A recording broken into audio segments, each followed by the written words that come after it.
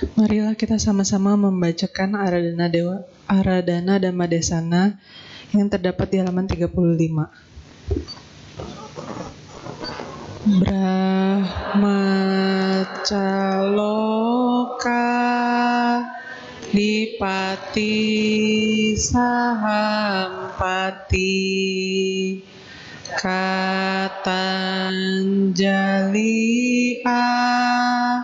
Diwaram Ayacata Santi Dasata Paraja Kajatika Desetu Damam Anukampi Mampaja.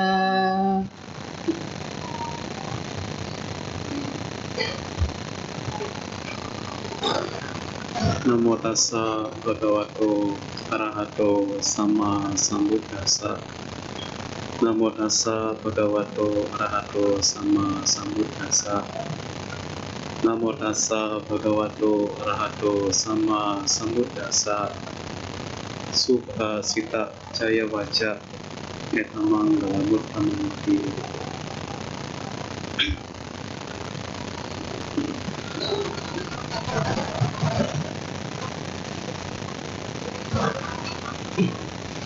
Ya, para ibu bapak, saudara-saudara sedama, selamat pagi, namo buddhaya.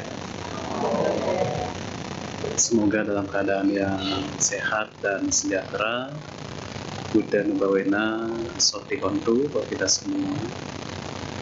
Ibu bapak, saudara-saudari sedama, pada kesempatan pagi hari ini, saya mau menyampaikan tema tentang laku benar seorang Buddhis kembali pada spirit merah putih.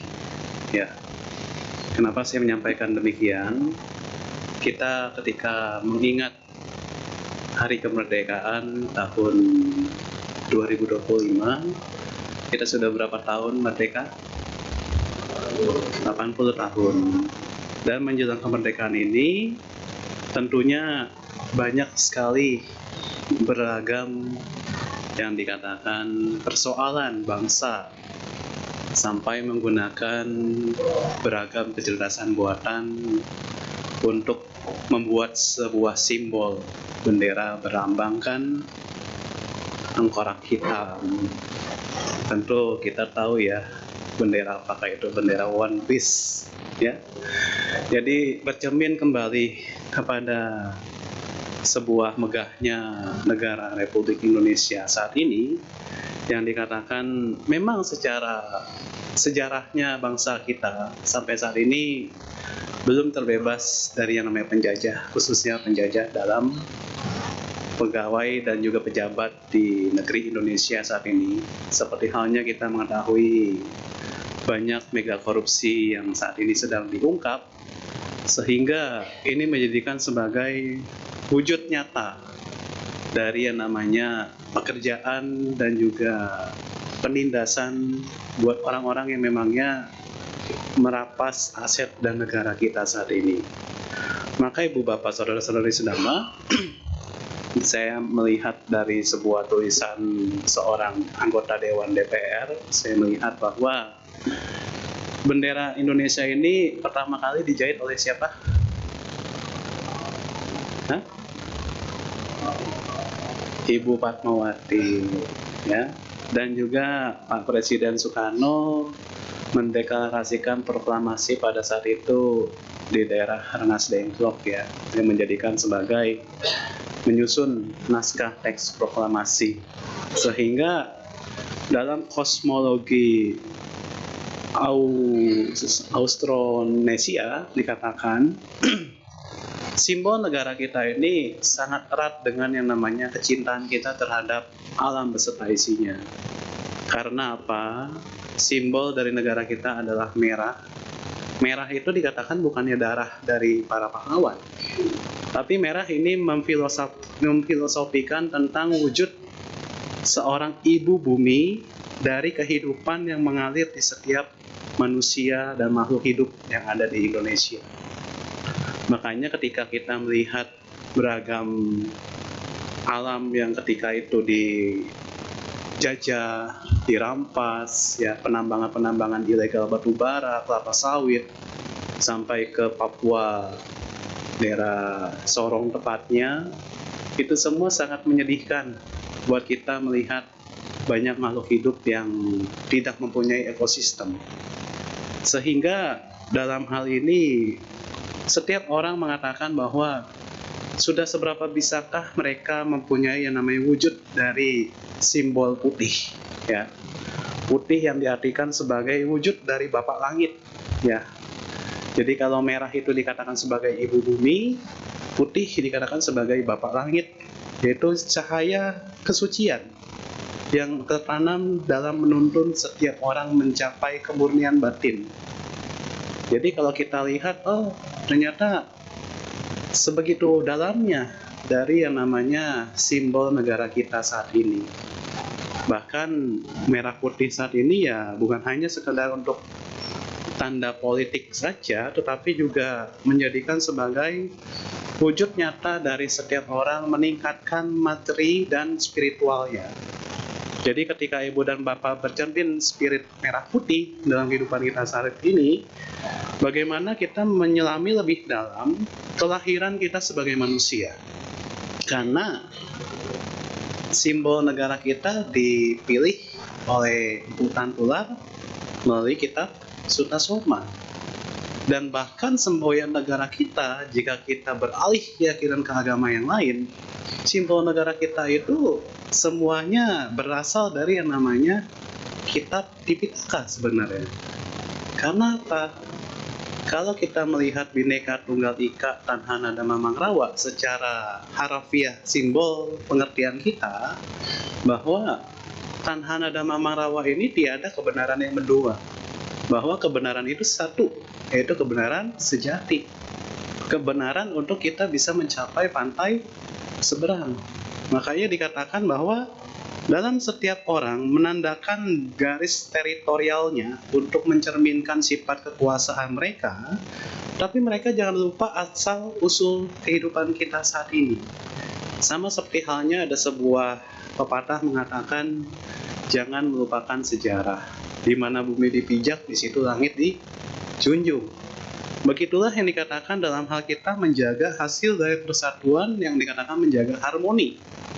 Makanya Ibu Bapak Saudara-saudari sedama, dari sejarah modernisasi saat ini, Pak Soekarno pernah menjahit tentang bendera pusaka ini di Jalan Pegangsaan Timur nomor 56 di rumah Ibu Fatmawati. Sehingga pada saat lampau, perjuangan merah putih ini sudah amat sangat mendalam buat kita semua. Dan jangan sampai bendera ini digantikan menjadi bendera One Piece, ya. Kalau kita lihat dengan menggunakan kecerdasan buatan saat ini, orang-orang berlomba-lomba untuk memecah belah kesatuan negara kita, untuk menggesek yang namanya beragam permasalahan hidup, termasuk nanti akan adanya yang namanya demo pengesahan UU anti korupsi. Ya, katanya tanggal 15 sampai 22 bakalan ada demo, mudah-mudahan tidak jadi karena hujan besar. Ya. Karena apa? Kita bisa lihat saat ini negara kita, contoh pada saat kemarin yang ada di daerah Pati, ya. Di daerah Pati, seorang pemuka pemimpin ya dari bupatinya itu menantang untuk demo besar-besaran, tapi nyatanya minta maaf juga, ya. Karena apa? Pada dasarnya mereka semua harus ingat kepada spirit merah putih saat ini.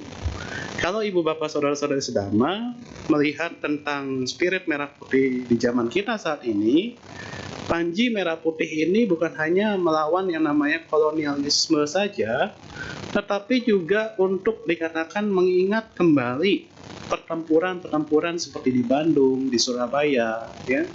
Sehingga misalkan kita ingat di Yogyakarta, pada saat lampau dikatakan bendera Sang Saka Merah Putih ini berkibar di Gedung Agung pada saat pemerintahan eranya Pak Bung Karno.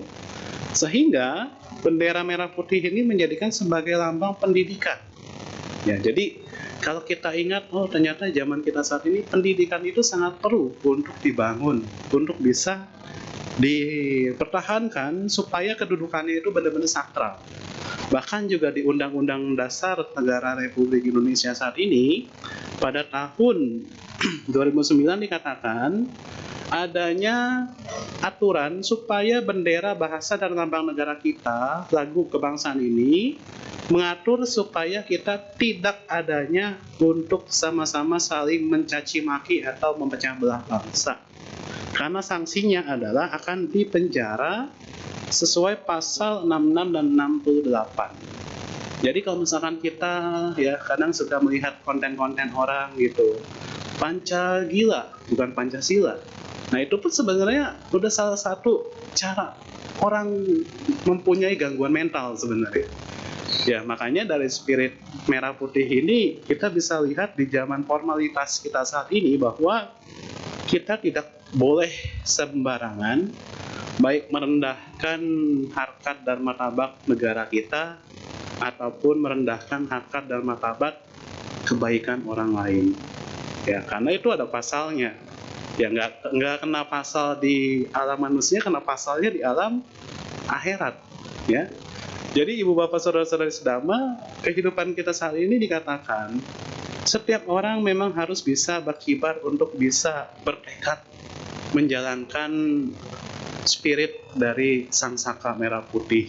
Karena pada dasarnya setiap orang ini mempunyai namanya integritas. Ya, ibu bapak saudara-saudari sedama, jika kita berlaku benar sebagai seorang Buddhis sejati, maka di dalam dunia korporasi saat ini bahwa setiap orang itu memang ingin mempunyai namanya kepopuleran. Tapi bagaimana mereka bisa mengevaluasi diri dalam kehidupan sehari-hari? Karena pada dasarnya di zaman kita saat ini ada beragam gangguan-gangguan mental yang ibu dan bapak harus ketahui. Ketika kemarin saya misalkan melihat sebuah konten YouTube, ya, ada gangguan mental yang bernama NPD. Tahu NPD? Nah, gangguan mental NPD yaitu gangguan mental narcissistic personality disorders. Ya, ketika seseorang merasa mempunyai gangguan mental narcissistic personality disorders di sini, maka pada dasarnya setiap orang menganggap dirinya itu lebih tinggi dari orang lain, sehingga di lingkungannya ini dikatakan orang-orang ini yang memangnya berkomitmen untuk mempunyai gangguan mental, yaitu dikatakan dirinya sendiri yang lebih berlebihan. Dirinya sendiri ini yang merasa memandang diri tingginya, sehingga setiap orang itu mempunyai kekaguman untuk mempunyai namanya pansos, ya, perhatian untuk orang lain ini memperhatikan dirinya. Kan zaman sekarang banyak ya di konten-konten seperti di konten Instagram, konten TikTok, atau konten-konten lainnya bahwa narcissistic personality disorder ini adalah gangguan mental. Ya, terkadang juga kita suka lihat kan ya konten-konten yang memangnya setiap orang itu memamerkan dirinya dia sendiri. Misalkan lagi bagi-bagi uang, lagi bagi-bagi handphone, ya, lagi bagi-bagi makanan. Itu salah satu gangguan dari namanya narcissistic personality disorders. Jadi di mana ketika mereka yang memang memandang dirinya itu tinggi, sehingga mereka membutuhkan adalah kekaguman tanpa mempedulikan empati.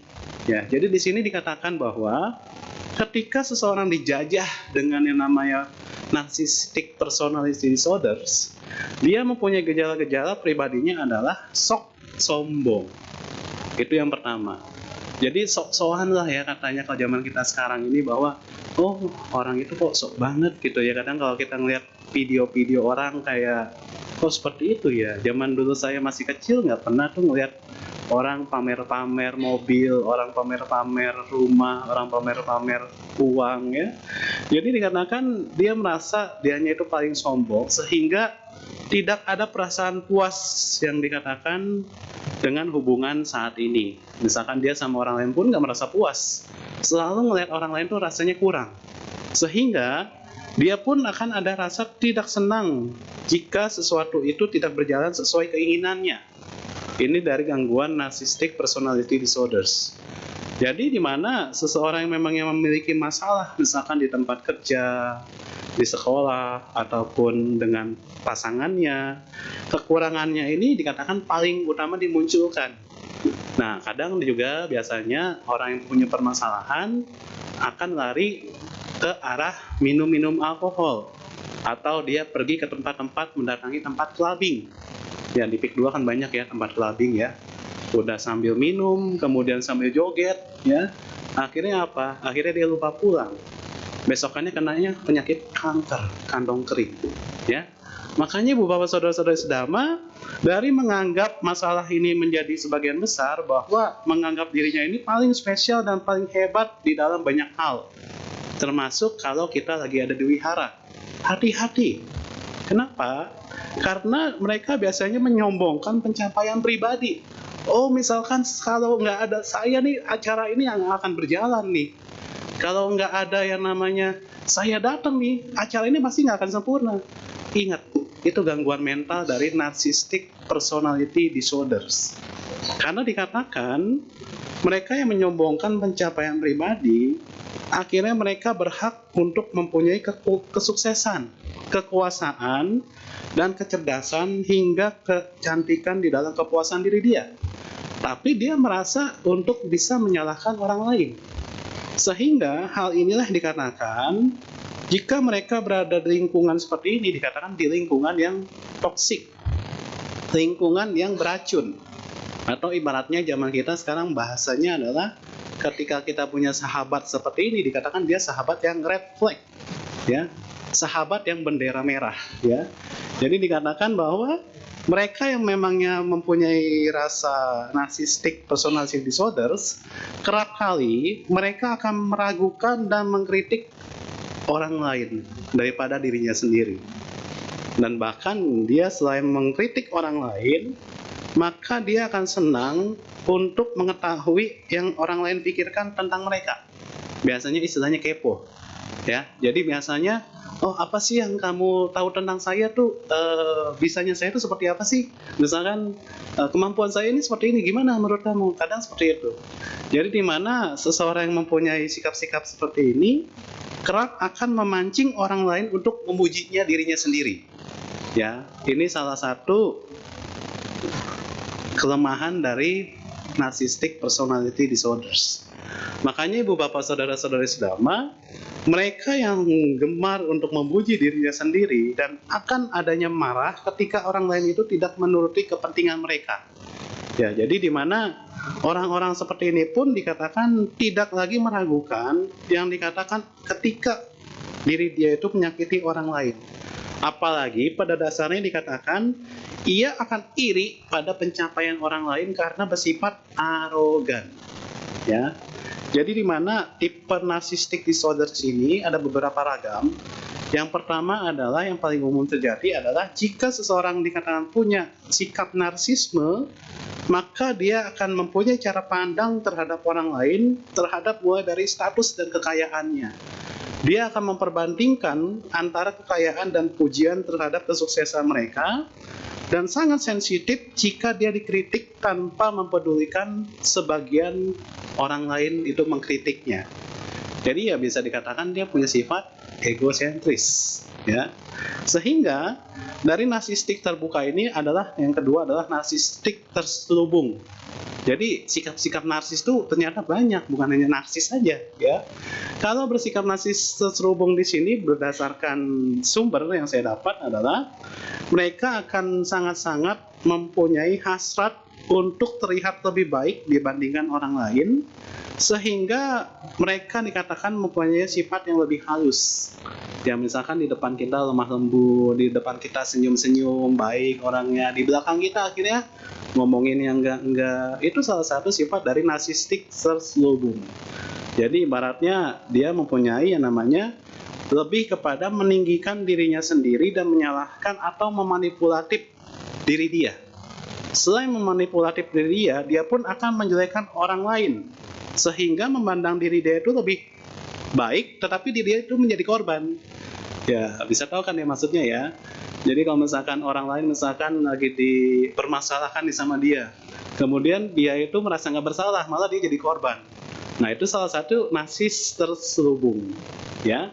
Dan yang ketiga adalah narsisme antagonis. Ya, narsisme antagonis ini adalah kepanjangan dari mereka yang punya rasa kompetitif.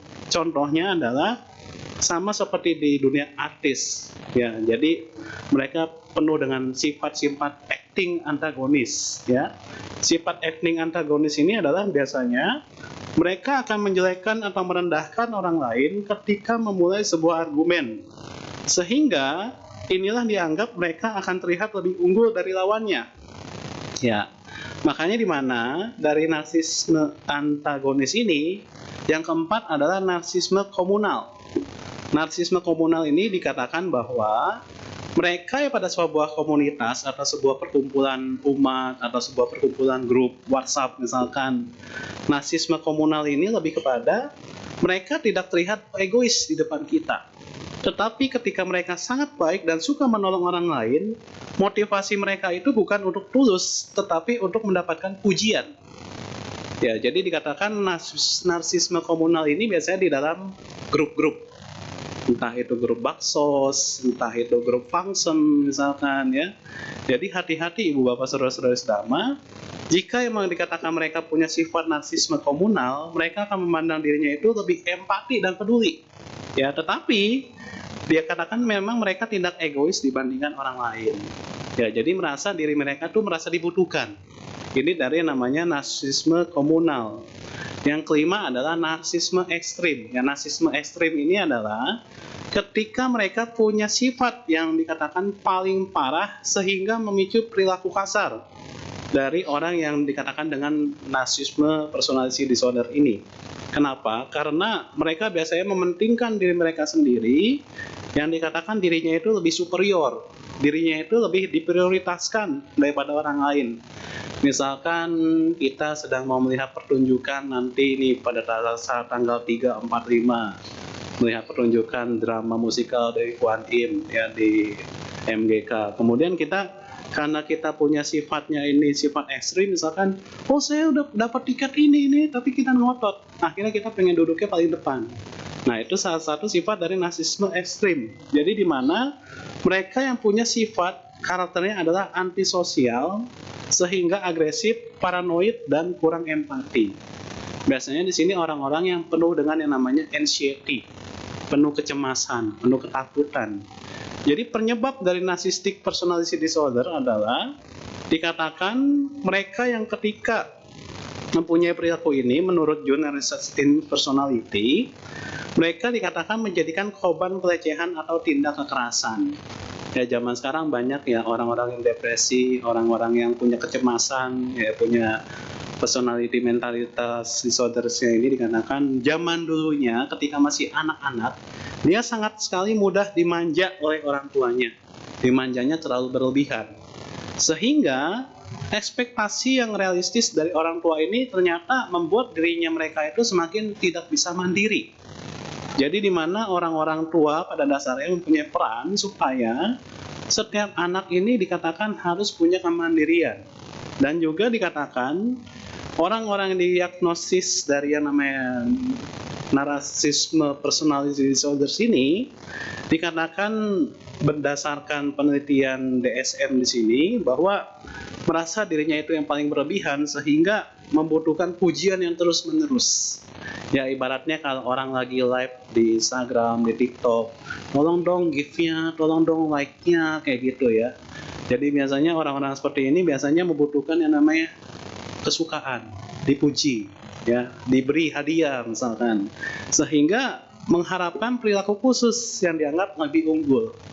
Jadi zaman sekarang ini kita harus hati-hati bahwa dari beragam yang namanya permasalahan jejak digital saat ini, ketika waktu lalu saya menyampaikan di Wihara Dhammacakka bahwa orang yang terkena narsisme personality disorders ini akan terjadinya brain rot atau dikatakan pembusukan otak, sehingga pemikiran dia itu sangat mudah sekali terancam sama yang namanya kebencian, keserakahan, ketamakan, kemasyuran, popularitas, dan yang paling ngerinya mereka akan terobsesi terhadap kekuasaan dan kekuasaan dari apa yang mereka ingin capai saat ini. Ya, jadi orang-orang yang biasanya punya sifat narsisme, personality disorders, mereka mengejar yang namanya kekuasaan. Mereka mengejar yang namanya jabatan. Mereka mementingkan yang namanya popularitas dari yang namanya jabatan tersebut. Sehingga ada indikasi yaitu untuk memanfaatkan orang lain atau teman sejawatnya. Yang dikatakan mereka akan berperilaku semakin sombong. Ya, jadi zaman sekarang sombongnya itu bukan karena harta benda, tapi karena semua sering tampil, ya.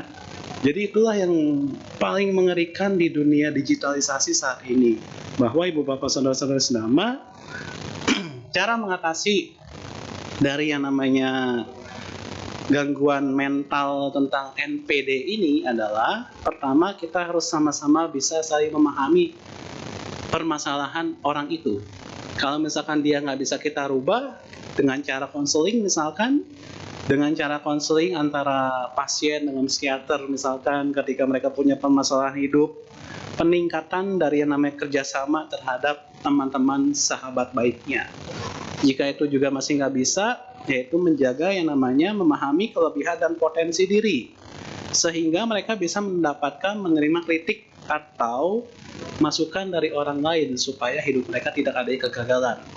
Dan yang ketiga adalah memahami cara-cara kita untuk mengendalikan perasaan setiap orang. Terkadang kita mesti tahu perasaan dia itu seperti apa. Jadi ketika kita tahu perasaan dia seperti apa, akhirnya bisa membuat sebuah tujuan yang realistik untuk bisa membantu menyelesaikan masalah orang lain. Tapi jika tidak bisa, cara kedua adalah dengan cara perubahan gaya hidup. Ya. Zaman sekarang kita sangat memahami tentang perubahan gaya hidup yang sangat-sangat, ya, ada beberapa istilah, ya. Kalau kemarin ketika lagi hits-hitsnya ada istilah rojali, rohana, ya. Jadi dari orang-orang yang jarang pergi ke mall untuk beli, hanya untuk cuci mata misalkan, itu memang sudah benar karena kita menjaga yang namanya kebutuhan kita, ya. Makanya dikatakan perubahan gaya hidup ini dikatakan menghindari konsumsi antara obat-obatan dan minuman yang beralkohol, sehingga dapat memicu kondisi-kondisi kesadaran yang negatif. Dan yang kedua adalah harus bisa membangun kondisi kebiasaan yang sehat. Misalkan zaman sekarang banyak antara para wanita dan para laki-laki yang gemar untuk meredakan stres dan kecemasan dengan cara yoga, dengan cara pilates, dengan cara beragam yang memangnya meditation bersifat modernisasi. Sehingga hal ini bisa menjadikan sebagai cara untuk merubah yang namanya cara-cara kita ketika kita dijajah sama yang namanya dunia digitalisasi saat ini. Makanya ibu bapak saudara-saudari sedama, pesan saya kepada ibu dan bapak semua, memang zaman sekarang ini banyak sekali gangguan-gangguan mental. Dan ketika pada saat kemarin saya melihat konten yang dijelaskan oleh Bapak Helmi Yahya, yang paling kasihan itu gangguan mental bipolar dan gangguan mental di tahap skizofrenia. Ya, jadi zaman sekarang ini banyak orang-orang, anak-anak muda khususnya, ketika terkena gangguan-gangguan mental, dia bukan hanya terkena gangguan mentalnya bipolar saja, tapi sampai ke gangguan mental skizofrenia. Jadi di mana gangguan mental skizofrenia ini dikatakan bahwa pikiran, kesadaran mereka, ingatan mereka, dan perilaku mereka sangat menderita karena mereka menderita gejalanya adalah sering berhalusinasi, sering mempunyai delusi. Ya, jadi di mana ketika dia terkena gangguan mental seperti ini sukanya ngelamun, ngebengong, kemudian sukanya berhalusinasi, ingatnya yang masa lampau tentang permasalahan hidupnya, sehingga dia tidak akan mampu berbicara dengan orang lain. Ketika diajak ngomong, yang ada ngebengong. Ketika diajak ngomong, dia hanya berhalusinasi atau dia ngomong sendiri, kayak istilahnya ngedumel, ya. Makanya di mana dalam hal orang-orang yang terkena gangguan-gangguan mental seperti ini, mereka akan mempunyai paranoid yang berlebihan, ketakutan yang dikatakan ketakutan tingkat akut, sehingga akan sering memiliki yang namanya tidak mempedulikan kebersihan dan penampilan dirinya. Ya, ibaratnya dikatakan dia jarang mandi, jarang gosok gigi, jarang bebersih, ya. Sehingga pada saat kehidupan mereka sehari-hari, dari penyakit skizofrenia ini dikatakan akan membuat orang-orang itu menjadi mendapat gangguan, misalkan nggak mau makan. Ya, jadi ketika kita sering melihat orang-orang seperti ini harus hati-hati bahwa di zaman saat ini ada gangguan mental skizofrenia, dan yang kedua adalah gangguan mental anoreksia. Ya, anoreksia ini dikatakan bahwa ketika mereka mempunyai gangguan mental, tetapi mereka mempunyai kebutuhan khusus, yaitu misalkan terobsesi untuk sangat kurus, sehingga mereka akan menurunkan berat badan yang terus-menerus. Jadi ibaratnya dia mau diet ekstrim. Ya, dia mau melihat, oh saya mau melihat artis kesukaan saya, akhirnya dia meniru semuanya. Ini pun dikatakan gangguan mental dari anoreksia, di mana menurunkan berat badannya secara terus-menerus sehingga menyebabkan berat badannya di bawah rata-rata. Dan akibatnya penderita ini akan memiliki gangguan bulimia. Ya, bulimia itu bukan suka membuli, tapi di mana sebuah gangguan mental karena kecenderungan supaya mereka seringnya adalah nggak mau makan yang ada makanannya sering dibuntahkan. Jadi memang gangguan-gangguan mental ini yang sangat-sangat mengerikan buat kita saat ini, bahwa ibu dan bapak dari yang namanya dunia AI, ya dunia digital saat ini, ya kita harus berhati-hati supaya seperti yang tadi saya di awal sampaikan, bahwa gambaran kita terhadap Indonesia saat ini harus berhati-hati, jangan sampai terpecah belah karena banyaknya berita-berita yang memecah belah antara pemerintahan dengan para masyarakatnya. Sehingga dalam hal ceramah saya pada kesempatan pagi hari ini, yang saya mau tekankan adalah supaya kita bisa mempunyai kecerdasan yang memangnya tanpa didasari dengan sikap-sikap narsis, tetapi di mana perilaku-perilaku yang memangnya baik terhadap kondisi kita saat ini. Ya, contoh misalkan kemarin ada himbauan di negara China, ya bahwa dari game Roblox itu sangat mengerikan. Ya, jadi misalkan ibu dan bapak punya anak, punya cucu misalkan, jangan sering bermain game-game yang menyiksa. Jangan sering bermain yang namanya game-game yang memangnya itu membunuh. Karena membunuh di dalam dunia gadget itu akan membunuh karakter manusianya. Sehingga itu yang sangat mengerikan. Ketika mereka sudah kecanduan dalam dunia gamer, akhirnya harus diadakan yang namanya terapi perilaku kognitif, atau dalam bahasa Inggrisnya adalah Cognitive Behavior Therapy atau CBT. Ya, karena pada waktu lalu saya pernah menyusun skripsi yaitu tentang depresi.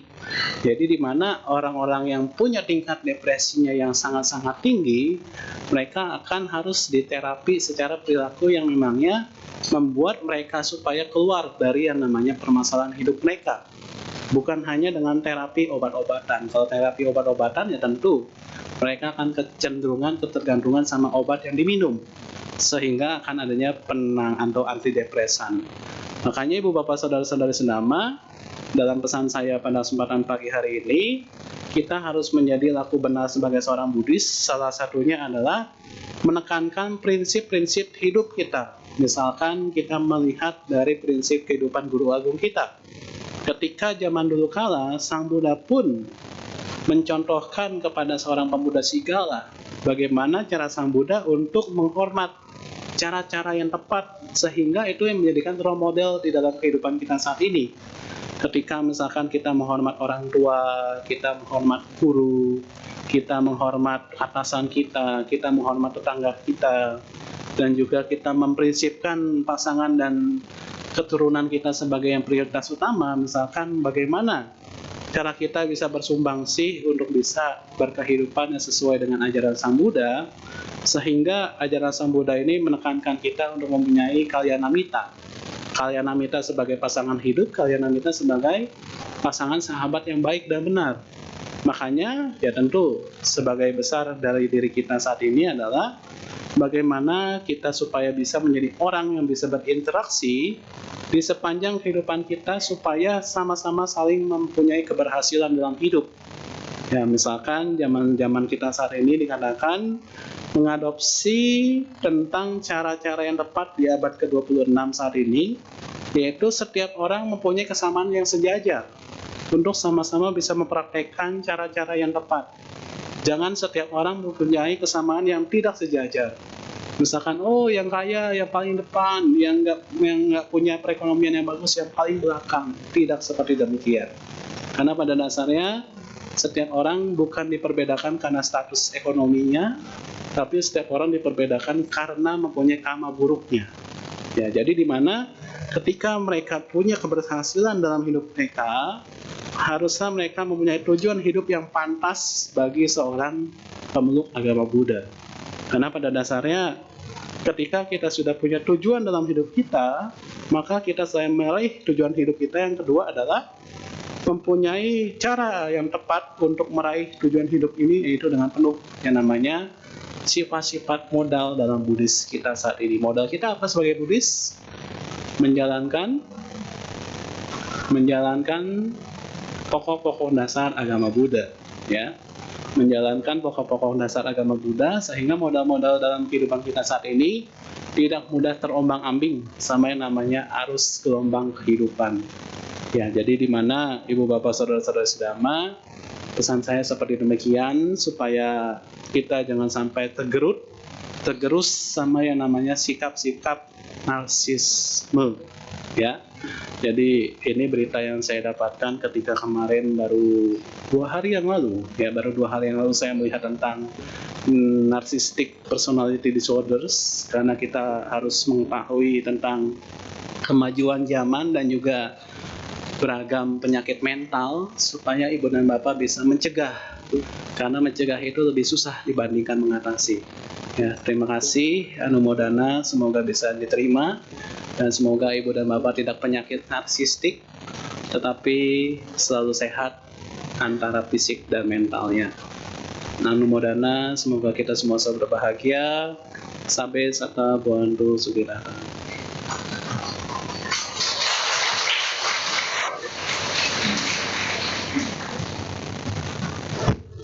Demikianlah sesi damai di sana yang dipaparkan oleh Yang Mulia Bhikkhu Gunasena Thera. Nah, sebentar lagi kita akan masuki sesi tanya jawab. Bagi Bapak Ibu dan teman-teman sedharma ingin bertanya, kami menyediakan 2 metode. Metode yang pertama adalah pertanyaan secara lisan. Bagi Bapak Ibu dan teman-teman sedharma ingin bertanya secara langsung, silakan angkat tangan dan maju ke depan. Lalu yang terakhir adalah pertanyaan melalui WhatsApp. Bagi Bapak Ibu dan teman-teman sedharma bisa mengirim pertanyaannya ke nomor admin Wihara Buddha Dharma Sukha di nomor 0811-9921-098 yang ada di proyektor. Nah, sambil menunggu pertanyaan masuk, marilah kita menyanyikan 1 buah lagu secara bersama-sama. Kepada petugas dipersilakan. Baik, Bapak Ibu, kita buka kembali buku kita. Kita buka halaman 112 atau 117 dengan lagu Cinta Kasihmu.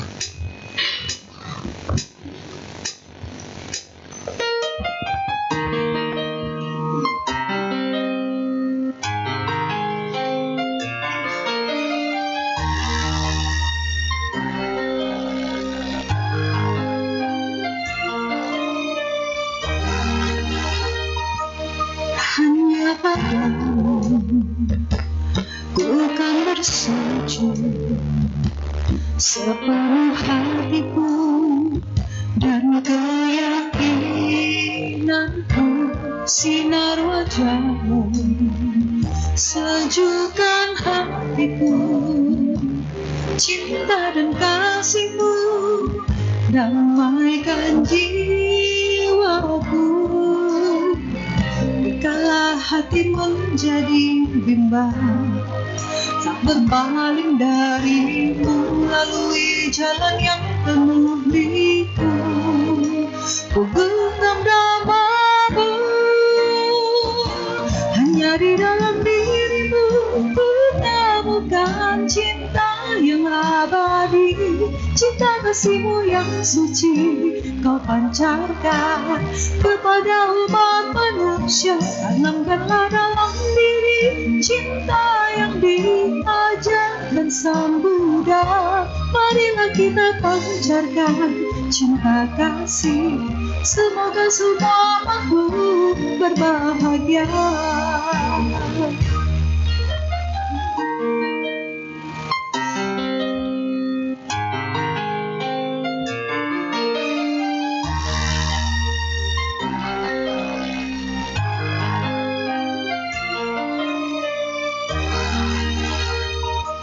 Sinar wajahmu sejukkan hatiku, cinta dan kasihmu damaikan jiwaku.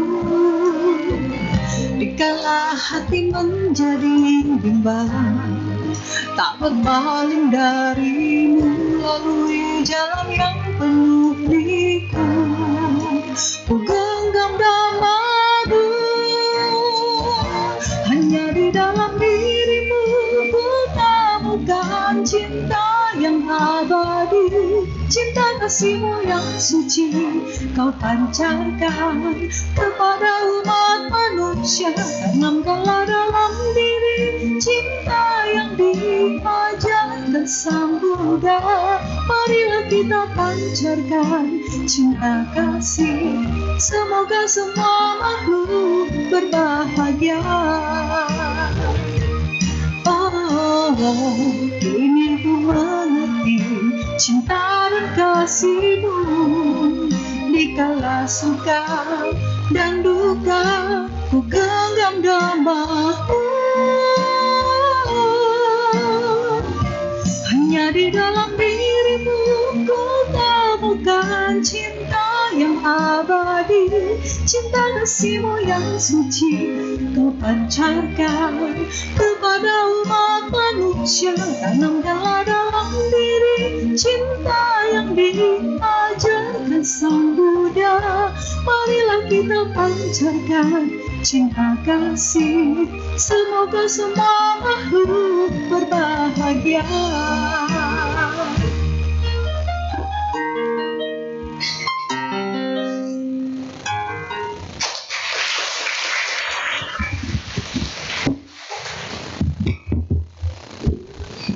Kini kita telah masuk ke sesi tanya jawab. Untuk sesi pertama kita buka untuk pertanyaan lisan terlebih dahulu ya. Apakah Bapak Ibu dan teman-teman sedang ada yang bertanya secara lisan? Silakan Ibu, maju ke depan.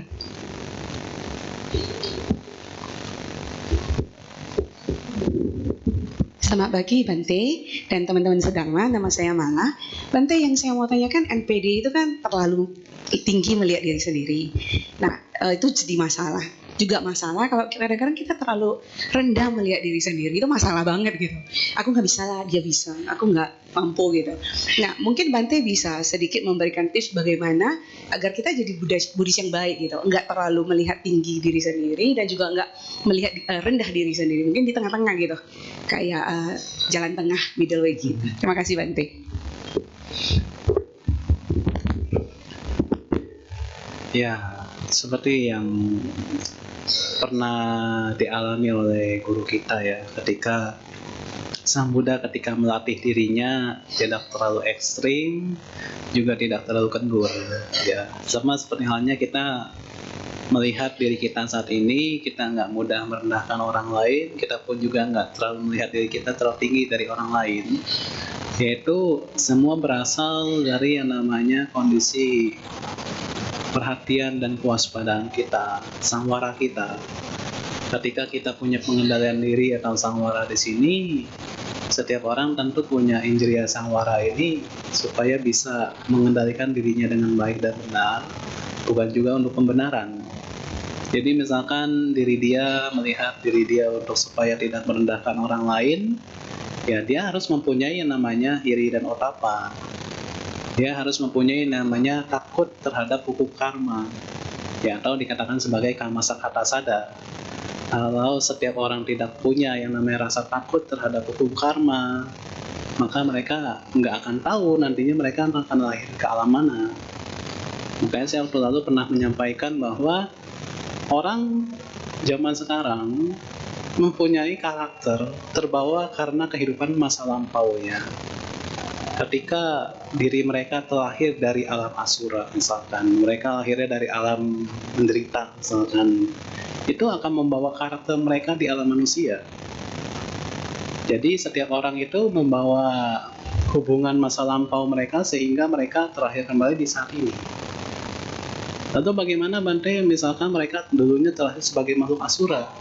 Pertama, mereka tentu akan menganggap diri mereka lebih tinggi daripada orang lain. Dalam hal ini, tapi mereka tidak mempunyai sikap rasa mudita, tidak punya rasa simpati, tidak punya rasa brahmawihara.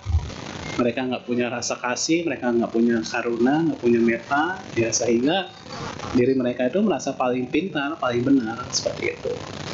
Jadi kita harus mencerminkan diri kita ini, oh kita tahu kehidupan lampau kita dari alam apa ya, sehingga kita nggak mudah untuk memprovokasi orang lain. Ya, jadi kalau misalkan, oh dulu saya hidupnya dari zaman perang, sehingga zaman sekarang saya ketika ngeliat orang perang tuh rasanya ngeliat film-film yang perang tuh suka. Tapi ketika melihat darah sendiri takut. Nah itu juga salah satu fobia kan dari kehidupan masa lampau. Tapi kalau misalkan kita mau lebih menyeimbangkan mental kita, ya dalam terapi modern saat ini yaitu meditation. Karena dengan meditation itu yang dikatakan diri kita bisa melihat diri kita ini, kelebihan kita apa, kekurangan kita apa. Tapi juga ada orang yang karena faktor meditasi tapi akhirnya malah menjadi ego. Menjadi egonya lebih muncul. Nah itu juga ada.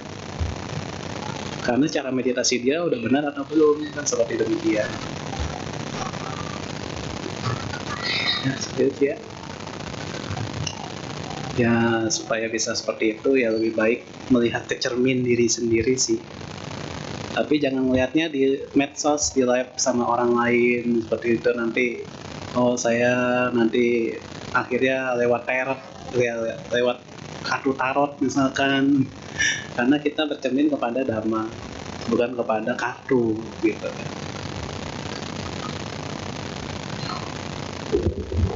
Oke, apakah ada yang ingin bertanya secara lisan lagi? Silakan Ibu.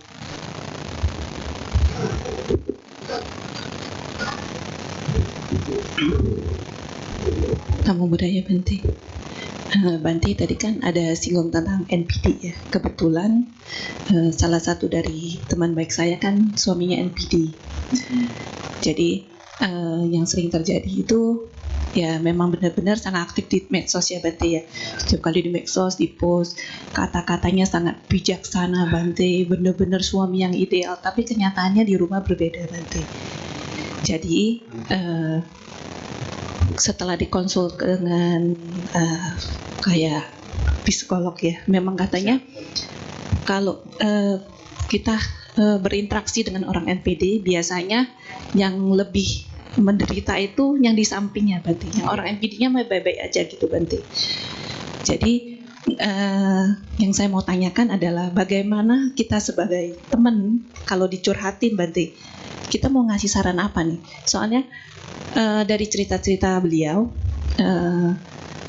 sosok ayah ini sudah menjadi ayah toksik buat anaknya. Karena kan anak itu kan mangkisi mangkidu ya. Daripada kita berbicara banyak, ternyata kan melihat lebih efektif ternyata. Nah, apa yang anak lihat itu ayahnya seperti itu, mereka meniru. Dari lama-lama teman saya takut anaknya juga NPD Bante. Nah itu. Jadi teman saya juga jadinya depresi Bante, karena terluka kan Bante. Ngulang dikasih tahu nggak bener, jadi kita jadi temen nyaranin divorce, takut karma buruk Bante. Ya, jadi saran apa nih Bante yang tepat untuk teman saya supaya bertahan atau mau mundur? Bagaimana Bante? Itu aja. Makasih. Ikut latihan Atasilani. Iya kan, untuk 10 hari misalkan supaya nggak bertemu dengan pasangan hidupnya seperti demikian, ikut latihan pabaja dulu. Tapi kalau kerja ya susah juga gitu kan. Ya memang untuk menemui karakter-karakter seperti ini kita kadang ada rasa serba salah ya. Ketika kita diemin, teman kita kasihan. Ketika kita kasih petunjuk, nanti takutnya kita juga karma buruk. Tapi memang zaman sekarang banyak orang-orang yang memangnya karena faktor ketidaksesuaian karakter sesama pasangan hidupnya, akhirnya mereka nggak bercerai, tapi ya itu pisah aja gitu. Jadi ibaratnya nggak diurus ke hukum juga, jadi pisahnya pun secara baik-baik ya. Tapi tetap ketika memangnya mereka harus tanggung jawab terhadap anaknya, ya mereka pun masih saling memperhatikan anaknya. Ya contoh lah banyak di dunia entertainment seperti demikian kan, ketika misalkan ya hubungan pasangan suami istri yang udah sangat harmonis, nggak taunya lama-lama setelah 20 tahun, setelah 16 tahun mereka pisah. Ya tandanya memang hubungan karma mereka sudah selesai sampai di situ, tapi mereka nggak cerai, mereka hanya pisah saja. Tapi ya pada dasarnya seperti demikian, yang paling utama ya mungkin bisa saling cerita terhadap permasalahan hidupnya, biasanya datang ke wihara ketemu biku sangga, atau diajak meditasi terlebih dahulu untuk lebih menenangkan emosional si wanitanya ini. Atau biasanya paling utama adalah diajak healing misalkan pergi kemana, tapi tetap nanti pas pulang juga stres lagi karena nanggepi orang seperti ini kan. Ya itu salah satunya ya memang tidak tinggal di satu rumah yang sama sih. Kalau misalkan masih tinggal di satu rumah yang sama ya harus menyesuaikan antara misalkan dia sebagai cawo, pasangannya sebagai dewi, pasangannya sebagai raksasa, ya dia sebagai dewi, seperti itu.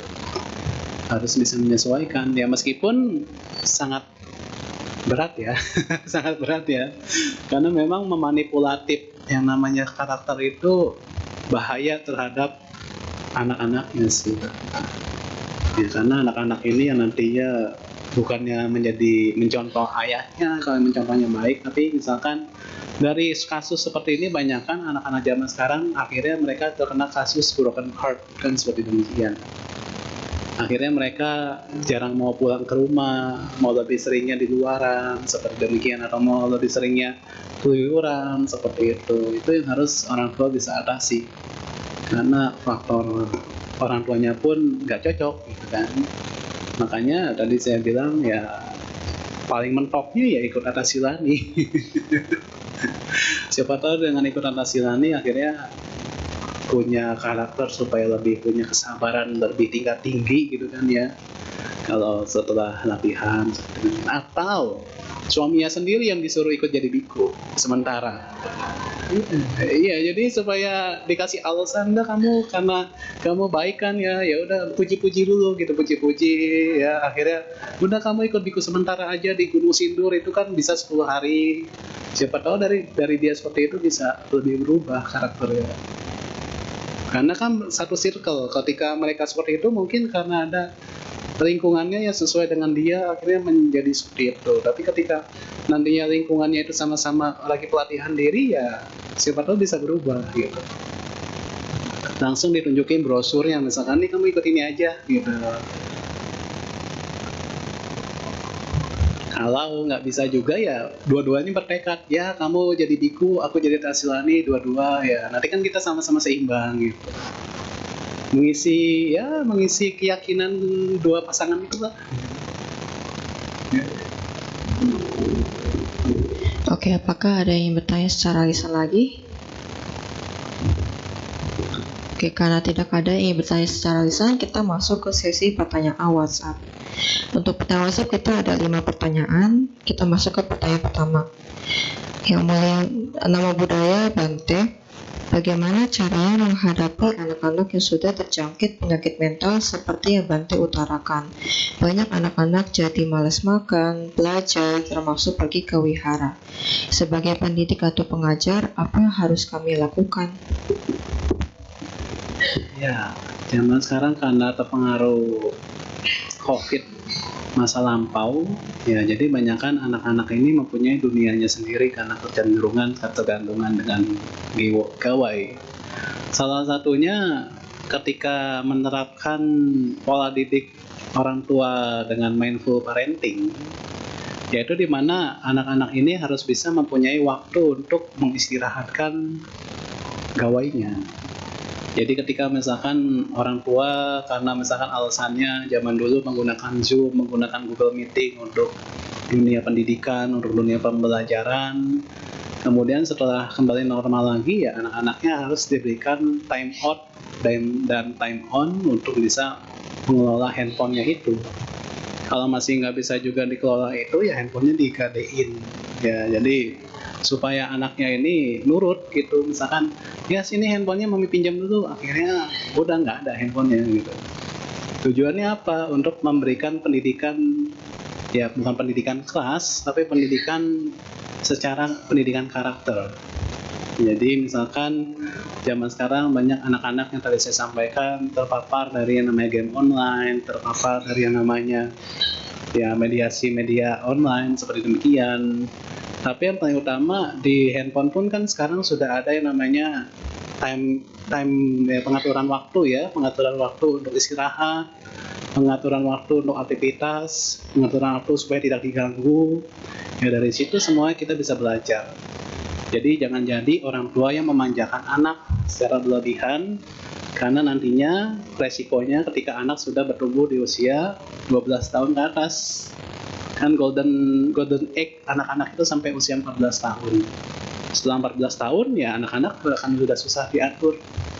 Jadi golden age inilah yang membuat orang tua supaya bisa menumbuhkan karakter yang berbudi, supaya tidak jadi anak-anak yang ya nanti jadi kayak bendera One Piece gitu, anak-anaknya malah jadi pembajak laut semua, kan bahaya ke depannya ya.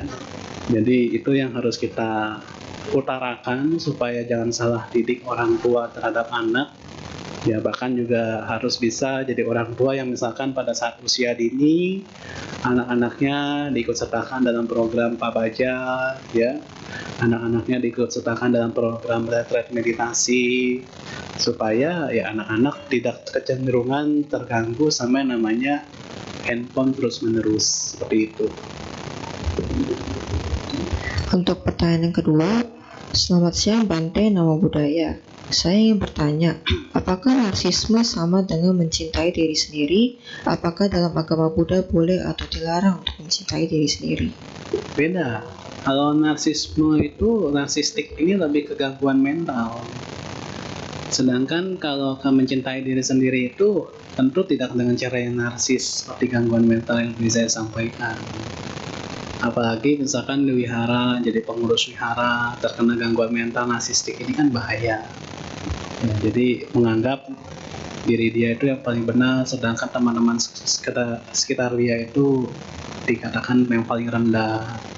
Ya nantinya dia nggak takut sama alam kelahiran selanjutnya, seperti itu. Pertanyaan yang ketiga, nama budaya Bante, saya ingin bertanya terkait NPD. Banyak orang berbuat baik karena ingin dianggap baik, karena ingin orang lain juga berbuat baik kepadanya, namun akhirnya malah menimbulkan kekecewaan.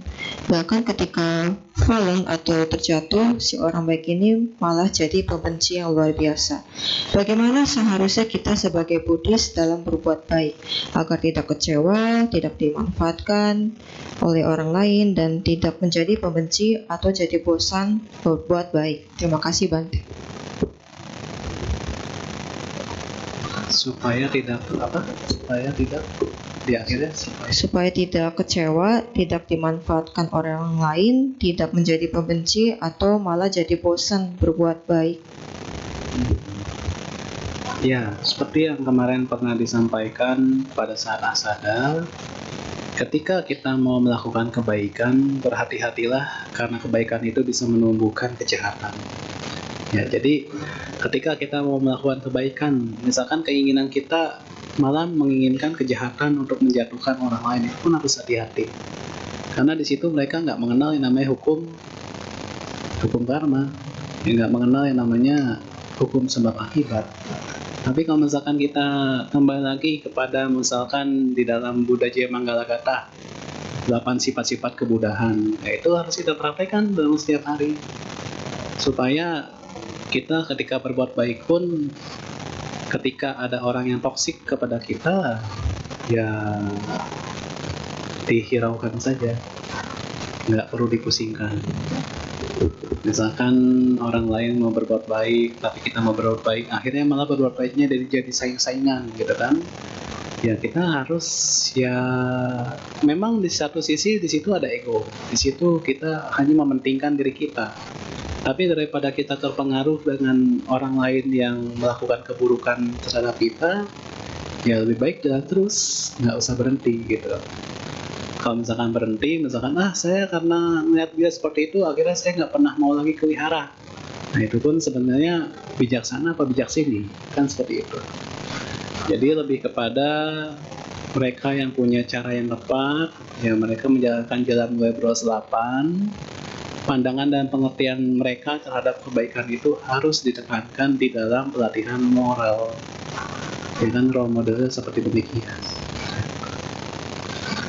Pertanyaan berikutnya, nama budaya Bante, saya mau tanya tentang kondisi anak yang kurang komunikatif dengan orang tua. Bagaimana kita bisa memperbaiki komunikasi antara anak dan orang tua ya Bante? Anu modana Bante. Komunikasi lebih pada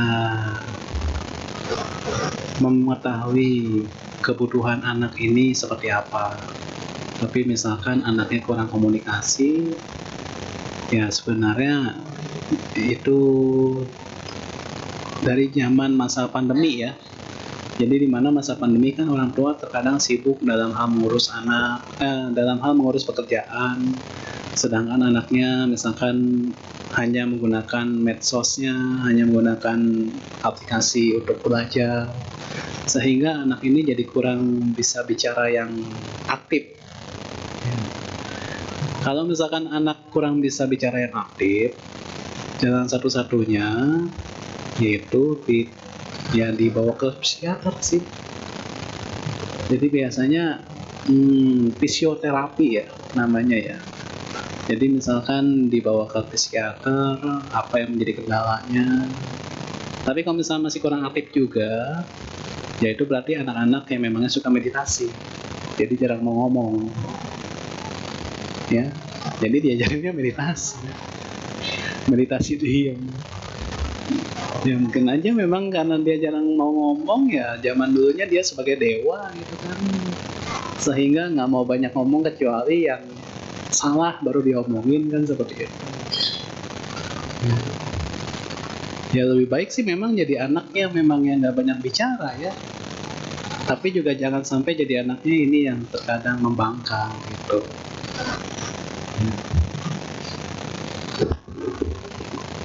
Pertanyaan berikutnya, nama budaya Bante, saya ingin bertanya, apakah kalau kita berada di lingkungan yang toksik, apakah itu juga karena kumpulan perbuatan kita di masa lampau yang mungkin juga kurang baik ya Bante? Kalau memang sudah demikian, apakah kita cuma terima saja dan habiskan karma buruk yang berbuah di kehidupan ini Bante?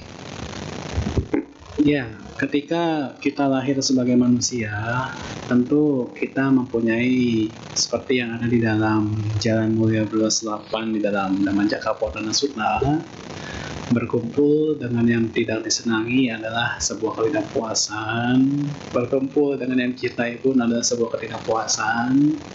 Jadi sebenarnya itu semua berakar dari yang namanya faktor-faktor karma lampau kita. Ya mungkin karena adanya orang-orang seperti ini, kita menjadikan dia semua menjadikan sebagai guru, tapi bukan guru yang bijaksana. Guru yang harus tidak kita contoh seperti karakter dia. Misalkan kita ketemu musuh di kehidupan saat ini, ya jalan satu-satunya ya beradi tanah supaya tidak bertemu kembali di waktu yang akan datang. Tapi kalau misalkan kita masih berkumpul sama orang-orang yang toksik dalam kehidupan sehari-hari saat ini, misalkan ketemu orang yang narsistik, ya jalan satu-satunya ya itu tidak bertemu sih. Kalau masih bertemu juga, ya cuekin lah. Daripada dipusingin ya kalau kita ketemu orang-orang masa lampaunya itu sebagai musuh kita gitu kan. Ya pertama kita sudah maafkan dia, kita sudah forgiveness, tapi nyatanya dia masih menggunjing kita, ya sudah jangan berkeming, tidak berkeming. Jadi punya karakternya itu ya UPK saja, netral. tidak menyukai, juga tidak menyenangi, tidak ada rasa benci, seperti itu. Oke, pertanyaan terakhir. Namo Buddhaya Bante, saya ingin bertanya, apakah seseorang yang mencapai sotapananya akan berlangsung terus pada dirinya atau hanya pada saat itu saja, atau hanya sesaat? Terima kasih Bante. Bantenya masalah belum mencapai sotapanna. Ya, kalau orang yang sudah mencapai tingkat kesucian sotapanna di kehidupan saat ini, tentu memang di kehidupan saat ini sampai dia meninggal. Jadi kalau misalkan dia sudah mencapai sotapanna, nggak akan mungkin dia mencapai kelahiran saat ini juga mencapai sakadagami, anagami, arahat, langsung naik tingkat kayak main game gitu kan ya. Nggak akan seperti demikian. Jadi kalau misalkan orang yang sudah mencapai tingkat sotapanna, ya tandanya 3 belenggu samyojana itu sudah dia lenyapkan. Kalau misalkan dia sudah mencapai tingkat kesucian sakadagami, ya belum pernah mendengar sih saya untuk melihat untuk membaca sebuah cerita di zaman Sang Buddha itu ketika sudah mencapai sotapanna, akhirnya dia mencapai tingkat kesucian sakadagami, tingkat kesucian anagami, langsung ke arahat, belum pernah. Karena kehidupan kita bukan seperti lagi naik level gitu kan, nggak mungkin. Jadi setiap kehidupan itulah yang harus melenyapkan belenggu-belenggu samyojana itu. Oke, selesai sesi tanya jawab pada hari ini. Kami segenap keluarga Wihara Puri Dharma Sukha dan umat yang telah hadir mengucapkan terima kasih kepada Yang Mulia Biku Gunaseno Thera atas waktu dan kesempatannya dalam membabarkan damanya hari ini. Umat dipersilakan untuk bangkit berdiri dan bersikap anjali karena Yang Mulia Biku akan keluar dari ruang dhammasala.